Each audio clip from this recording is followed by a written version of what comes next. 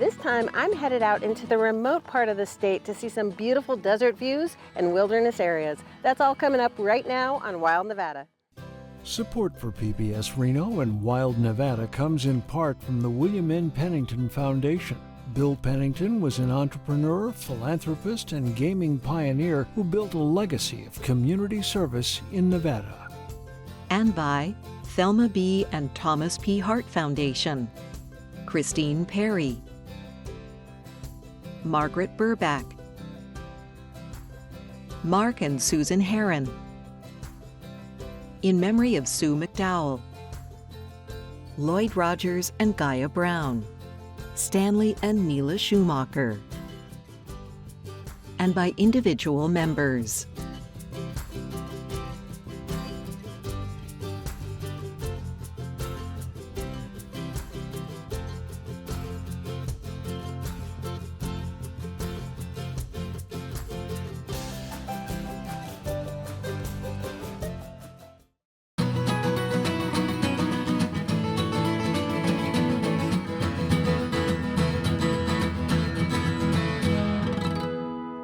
Hi, I'm Chris Orr, and I'm starting this time in the community of Tonopah, which is located in Nye County on Highway 95.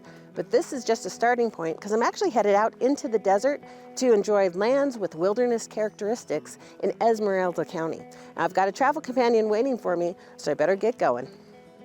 To get started on this adventure, I meet up with Julian Pellegrini, the Wildlands Policy Manager at the Friends of Nevada Wilderness. Well, Julian, thanks for meeting me today. You're welcome. Nice meeting you. So I know we said we were going to meet in Tonopah, but we're not even in the county that we talked about going out to explore, because we talked about Esmeralda County and we're in Nye County. So why are we in Tonopah? Esmeralda County doesn't have a lot of amenities in it, and the nearest best place for getting gas and a cup of coffee and kind of having a base to work out of is Tonopah. So I got my cup of coffee and I've got a gas tank full of fuel, so I guess it served its purpose.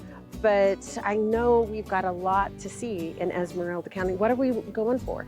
Well, I'd like to show you some of the lands with wilderness characteristics, the intact landscapes here, and maybe explore some of the resources that we have in this county.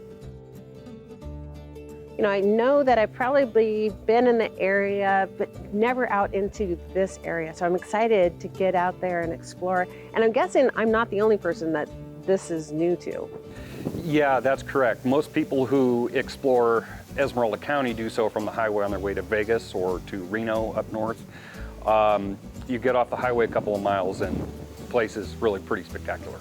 Well, I know we've got a few miles to travel to even start really our real adventure, so should we get going? Yes, that sounds great. Okay. Esmeralda County sits in the southwestern portion of the state. The population is estimated at under 700 residents, making it one of the least populous counties in Nevada and the 20th least populous county in the United States. As the emptiest county, it is estimated that it means 3 square miles for each of its residents. To get started, I followed Julian west out of Tonopah on US 95. It's only about 10 miles before we pull over just off the highway to enjoy some of the views looking out toward Lone Mountain and to learn more about the area. So why did we pull off here to begin? There's a couple of reasons. In terms of natural resources, this is a pretty important place in terms of the desert bighorn sheep that live here. And those desert bighorn aren't just any bighorn sheep. They are the state's, probably the Great Basin's most genetically endemic population of desert bighorn. They're a remnant population that are very hot, dry, desert adapted. These here are the Weepaw Hills, and the large one here is Lone Mountain. And those kind of act as a big, like a stronghold, core habitat for these desert bighorn sheep. They move between all of these hills to lamb or for breeding or looking, seeking out food or water resources. And one of their main movement corridors is from Lone Mountain here, across this playa, believe it or not, across the highway into the southern end of the Monte Cristo range. Well, and it's so interesting because when you describe Lone Mountain as it does have that fortress look. That's Yes. an impressive mountain. It is. Especially as you get a little closer to it off the highway. Yeah, and it's one of those classic examples that once you get off the highway, you realize that Nevada has a lot more than, you know, Las Vegas and Reno. And it is one of the more wild places I've ever been, is in Low Mountain. And you wouldn't think about that as you just drive right by it, that it just looks like a desert mountain, but it's a whole ecosystem in itself. It is. It's got a lot of, all of its canyons have water holes or springs in them. And a lot of animals rely on it. There's mountain lions there, golden eagles, there's a lot of raptor nests. Our desert bighorn, there's mule deer in there as well. Well, and I'm guessing if you have that many animal species, that there's probably quite a history of people following those animals and hunting too. That's right. In terms of human occupation here, it goes back into the terminal Pleistocene. Uninterrupted human occupation for 12, 14,000 years or more. So these are referred to as Clovis points. To everybody else. This style of points recognized all over North America, Latin America, northern end of South America. So what makes them a Clovis point? So what makes them a Clovis point is the shape primarily. It's called a lancelet shape with a concave base. But the real diagnostic piece to this is there is a large channel flake removed from one or both faces of the point, from the base of the point. Not entirely fully understood yet what that was for, but that is a very diagnostic part to this, as well as what's called edge grinding along the sides of the base as well, where they ground them down where they're smooth. And these are a sample, like a recreation of the kind of points that would have been used in this area. Exactly. And it's been well documented and well published by BLM and amateur archaeologists and the university, that there was a large concentration of these projectile points found within this whole basin, which comes back to the point that people were occupying this area in the terminal Pleistocene, early Holocene. It's really interesting to think about that when you stand here now. Right. So where are we headed to next? We will head into the south end of the Monte Cristo range. So kind of following where the bighorn go. Yeah, that's right. Not far away, we leave US 95 shortly before it meets Highway 6 and head into the desert toward the Monte Cristo Range and a landmark known as Devil's Gate.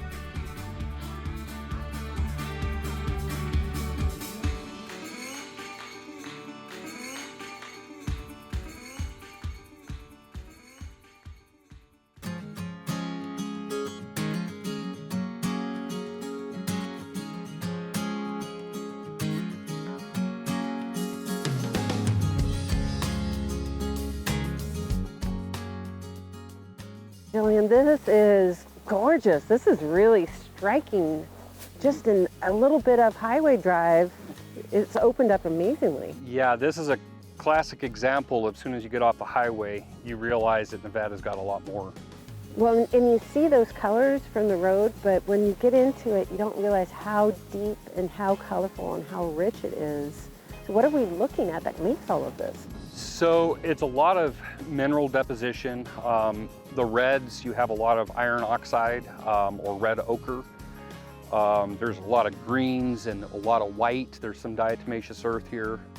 So when you say diatomaceous earth, that's some of the fossil beds that you mentioned when we were driving? Correct, yeah. This is a lot of, well, this whole area here, these formations, it's a fossil bed. This is really cool. And this wash that we're in actually was named a long time ago as Jackrabbit Draw or Jackrabbit Wash, which I always found rather appealing. But a lot of fossils have been recovered out of this wash and adjacent hills. And so as we head in, can we explore a little bit and go further up into the hills? Yeah, absolutely. It is absolutely gorgeous. Yeah, this is a neat area. Well, I'm anxious to see where you want to lead. Yeah, let's do it.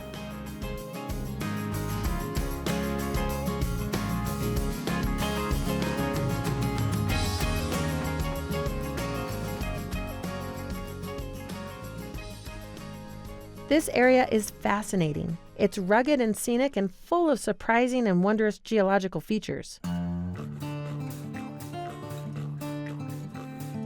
It would be easy to spend the whole day here exploring, but there is more to see, so I followed Julian back to the highway and on to our next destination.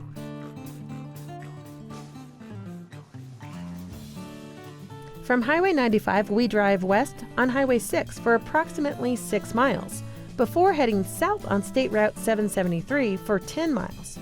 Then it's a dirt road for another few miles to get to an area known as the Sump.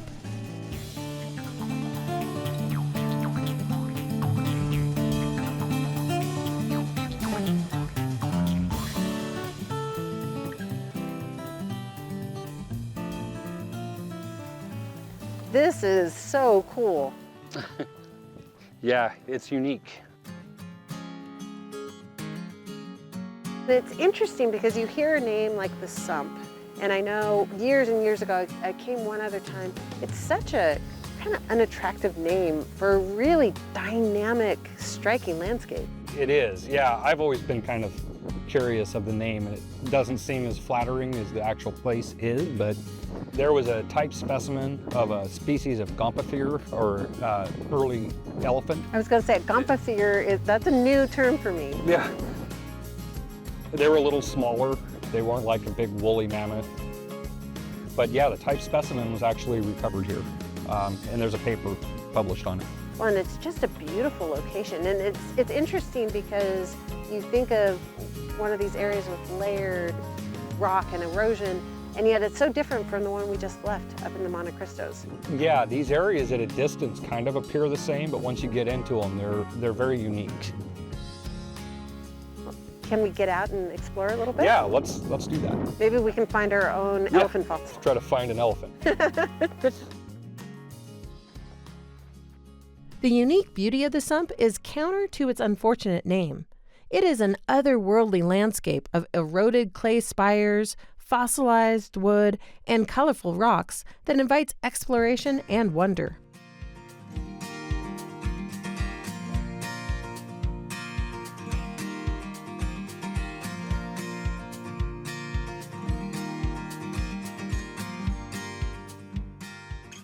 It's been a full day and it's time for us to get some rest. But before we do, as the day wanes, we are treated to a remarkable sunset. And then it just gets better because it's followed by a stunning moonrise. We can't resist stopping to enjoy before we head back to town.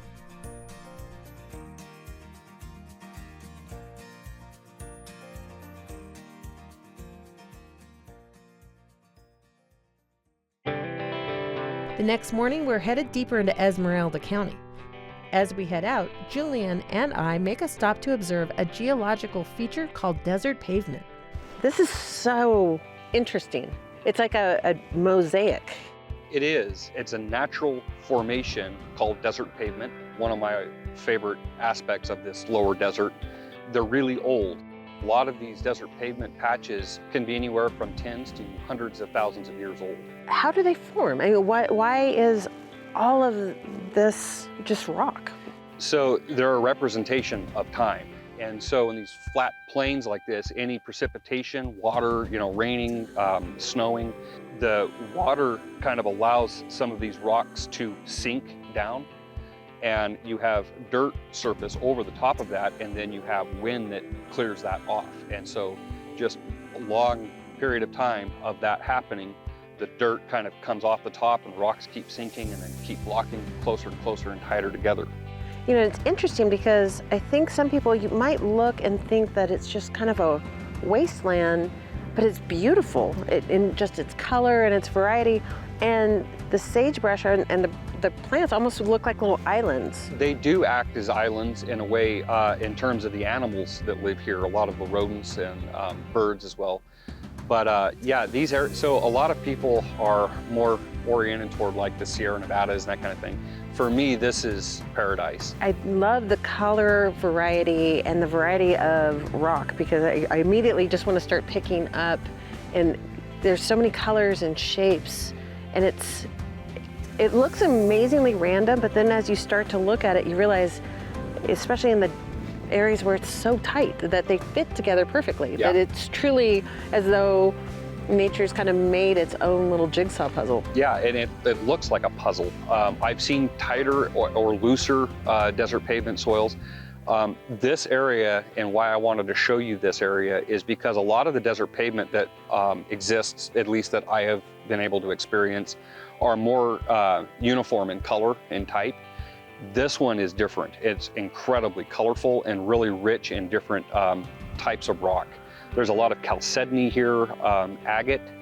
There's a certain amount of obsidian or basaltic rocks. There's limestone mixed in some of this. It's a very colorful desert pavement. You know, it's really interesting because I think from the road, you would just think it was nothing, just really arid area. But as you get out here and you look at it, it really does look like natural art. So the way the rock is so tightly fitted together. That's a good way to put it. Years ago when we were working on inventorying for lands with wilderness characteristics, I preferred to be down in these areas, especially like when we camped, for a couple of reasons, but I would walk around with a black light.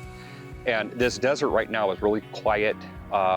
It's still, you don't see wildlife so much. But if you come out at night, like soon as the sun goes down, this desert just absolutely comes alive. And it's just crawling. Scorpions or... Yeah. And I'm kind of glad they're asleep right now. Yeah. And the diversity of reptiles here is probably the thing that I find the most remarkable about this. You know, it's interesting too, because as we walked out, I almost felt like I was going to disturb the rock and make imprints, but really you can't tell where we've walked or not. It really does look like a pavement. It's taken our weight pretty well. I find, especially the older I get, the more I try to be delicate.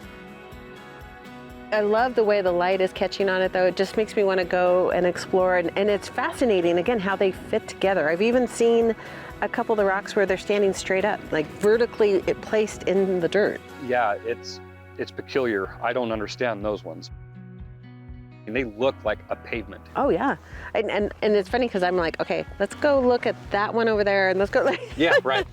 Yeah, it makes me want to explore. Just keep going out into them. This desert has a bad habit, with me at least, of drawing me further and further in. Every one of these little hills or areas I go to and explore, I look a little bit further, and there's another hill to explore, and then another hill, and I could disappear probably pretty easily unintentionally in this desert. You know, it's interesting because so often I hear talk about how desert environments are kind of a quiet beauty. Mm-hmm. And I think this is a really nice example of it, because it would be so easy just to drive by it or pass it by and not really stop and look at it. But once you stop and look, the pavement is beautiful. It's stunningly beautiful. People driving down this highway want to get through this as quickly as they can, but if they had an extra day and they pulled off the road and camped overnight, I think they'd be amazed at what actually is here. Well, before we head back out, can we explore a little more? Should we? I want to see that patch over there. I already got my eye on a couple patches. It's just so cool. Oh, look at this piece. Oh, yeah. That's pretty cool. Oh, that is neat.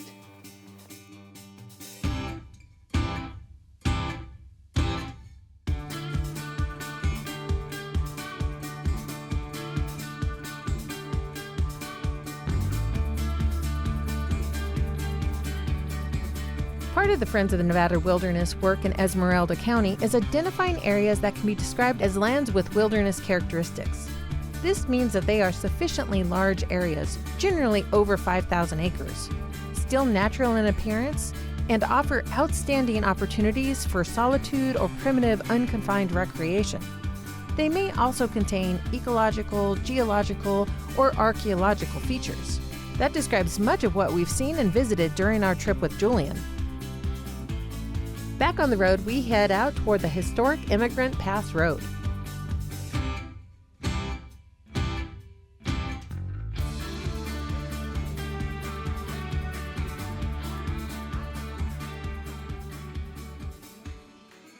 So this is the Immigrant Peak, lands with wilderness characteristics. To the north and to the south is Rhyolite Ridge, lands with wilderness characteristics. You know, and it's interesting because they have distinct feels to them. Yeah. And it's so different from where we were yesterday. It is, yeah. Beautiful. And that's another part to this, I think, that I initially noticed right from the start, the first time I ever came here, is all of these places are just unique. Yeah. Oh no, absolutely. And again, very intricate, because as you look at the cliff face over here, Right. there's tracks from erosion and boulder movement, and then you have the more round landscape on this side. Yeah. Yeah, and it's really pretty. I mean, this is prime bighorn sheep habitat. Yeah, if I was a sheep, I would like that little Yeah. rock face right there. They see us, we don't see them. They're up there somewhere. Beautiful. Yeah. We can at least still enjoy the view, whether Oh, or not absolutely. we get to see them. Yeah, for sure. Yeah, I love the plants here too. And strangely enough, maybe this shrub here is seepweed, Suida volcanii, if I recall, is weirdly, for some reason, one of my favorites. I like the smell of it, but my earliest memories riding around in the Jeep with my dad and my brothers always used to see that shrub, so it always kind of popped out. It was always one of my favorites. But again, the vegetation is pretty sparse, but it's so hardy and it's so well adapted to this landscape that it's really interesting. Yeah, it's a tough place to live, and that comes back to the bighorn sheep too. They live on a knife's edge. The water tank that we saw that was empty.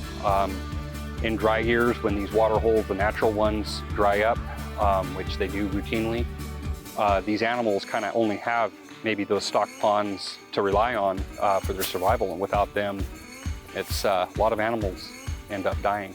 Not just bighorn sheep, but there's kit fox in here, mountain lions. And I can kind of see where there's possibly some raptors. There's some roosts up there. Yeah, I've seen golden eagles in here. Prairie falcons are not a very uncommon sight.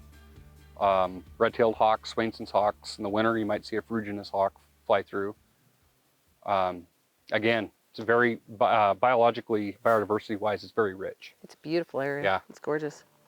Yeah, it is. A nice drive. Yeah, Definitely it a nice is. drive. I never can see enough of this part of the world.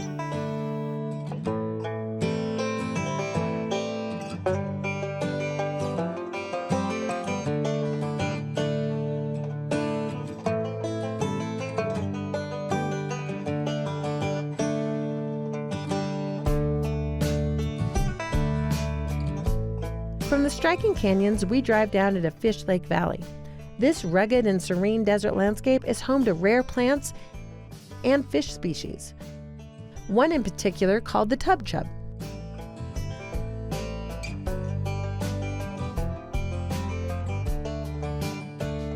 Even by Nevada standards, this is rural and remote country. It's a collage of sagebrush plains, alkali flats, rugged mountains, and there's even talk of hot springs oases in the area. Whether it's hiking, wildlife watching, or just a trip back to find those springs, this area deserves a return trip for further exploration. As the shadows lengthen, there is just enough time to visit one more remarkable landscape in the area. To reach the Volcanic Hills from Fish Lake Valley, we drive north on State Route 264 and then turn east onto Piper Peak Road. A high-clearance four-wheel drive vehicle is advisable for these dirt roads. This is just absolutely beautiful. It is. And all of the areas that we've been in, you have the Monte Cristo Range peaking up, Lone Mountain, you have Immigrant and Rhyolite Ridge. We're on the lower slopes here of the Volcanic Range. And those cliffs are just And, gorgeous. Yeah, this beautiful. is a bighorn sheep stronghold here. And even without being able to actually, peep and see any bighorn, the views are worth it. It is, absolutely. And the solitude. These areas that we've been looking at are some of Nevada's largest, most intact landscapes left. They're remarkable. And it's really amazing how few people we've encountered while we're out here. It's so quiet and really does feel like a wild, pristine place. My organization refers to this whole area as the volcanic frontier, and for justifiable reasons. Absolutely. I mean, the colors and truly the views are unparalleled. It's amazing. The geology, the wildlife, Absolutely gorgeous. Thank you so Yeah. much for bringing me out. You bet. Absolutely. My pleasure. Been a great trip.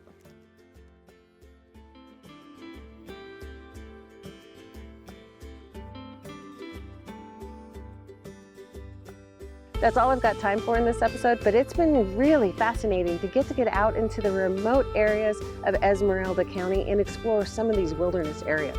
If you want to learn more about this Wild Nevada or any in the series, visit our website at pbsreno.org and stream us with the PBS app. And until my next Wild Nevada, I hope you get to have some big Nevada adventures of your own. As Josh falls down the ravine and we never see him again.